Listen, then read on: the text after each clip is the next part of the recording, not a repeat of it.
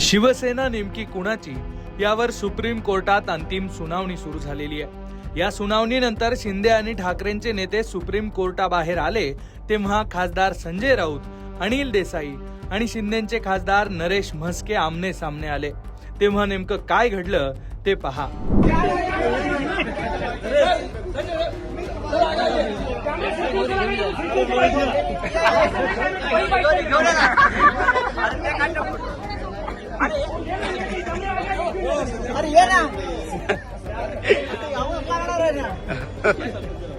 यानंतर संजय राऊत आणि नरेश म्हस्के यांनी कोर्टाच्या बाहेर काय युक्तिवाद केला तो पहा।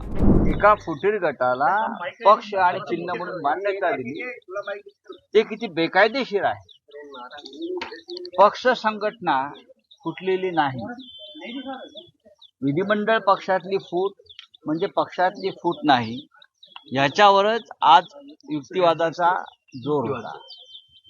न्यायमूर्तीने काही प्रश्न विचारले, काही त्यांच्या मनामध्ये काही भूमिका होत्या त्या त्यांनी व्यक्त केल्या आणि त्याला कपिल सिब्बल यांनी शिवसेनेची, माननीय उद्धव ठाकरे साहेब त्या पक्षाचे प्रमुख आहेत, त्या शिवसेनेची भूमिका स्पष्ट केली। मुळात आमचा युक्तिवाद असा आहे की ज्या तारखेला पक्षामध्ये म्हणजे लेजिस्लेटिव्ह पार्टीमध्ये फूट पडली तो दिवस अत्यंत महत्वाचा आहे। त्या दिवशी पक्षामध्ये फूट नव्हती, फूट फक्त विधिमंडळ पक्षामध्ये होती आणि तेवढीच फूट मान्य केली पाहिजे।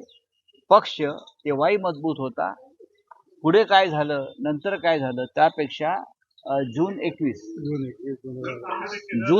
2022 ला जी घटना घडली त्याच्या पुरतं चिन्ह आणि पक्ष याचा निकाल हा असायला पाहिजे। कपिल सिब्बलांकडनं स्ट्रक्चर जे सांगितलं गेलं, जे स्ट्रक्चर सांगितलं होतं त्याच्यावरती कोर्टानं समाधान मांडल्याचं बघायला मिळालं। पक्षाचं स्ट्रक्चर हे डेमोक्रॅटिक पद्धतीनंच उभं केलेलं आहे। पक्ष प्रमुख उद्धव ठाकरे आहेत, त्याच्यानंतर खाली 13 नेते आहेत, 32-33 उपनेते आहेत, राज्य संघटक आहेत, सचिव आहेत।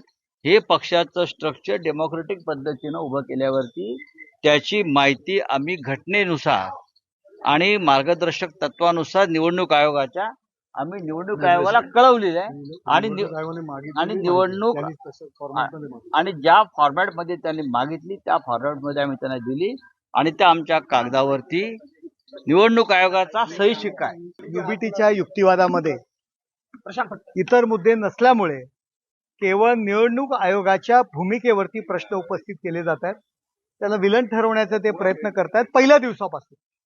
त्यात वेगळं काही नाहीये आणि विधिमंडळ पक्षामध्ये फूट पडली आणि राजकीय पक्षात फूट पडली नाही, राजकीय पक्ष वेगळा, विधिमंडळ पक्ष वेगळा, अशा पद्धतीच्या जे काही युक्तिवाद चाललेत, मला एवढंच सांगायचंय, विधिमंडळ पक्षात त्यांच्यासोबत कोणी नव्हतं हे तर ऑलरेडी प्रूव्ह झालेलं आहे, परंतु राजकीय पक्षामध्ये संघटनेमध्ये 90% वरती आमदार, विविध जिल्हा प्रमुख असू द्या, नेते असू द्या, उपनेते असू द्या, शाखा प्रमुख, विभाग प्रमुख, अंगीकृत संघटनेचे सर्व पदाधिकारी, अध्यक्ष, युवा सेना असेल, हे सर्व पदाधिकारी आणि कार्यकर्ते एकनाथ शिंदे साहेबांच्या नेतृत्वाखाली काम करतायत। त्यांचं नेतृत्व त्यांनी स्वीकारलेलं आहे। त्यामुळे फक्त विधिमंडळ पक्षात फूट पडली असं जे म्हणतात तसं नाहीये।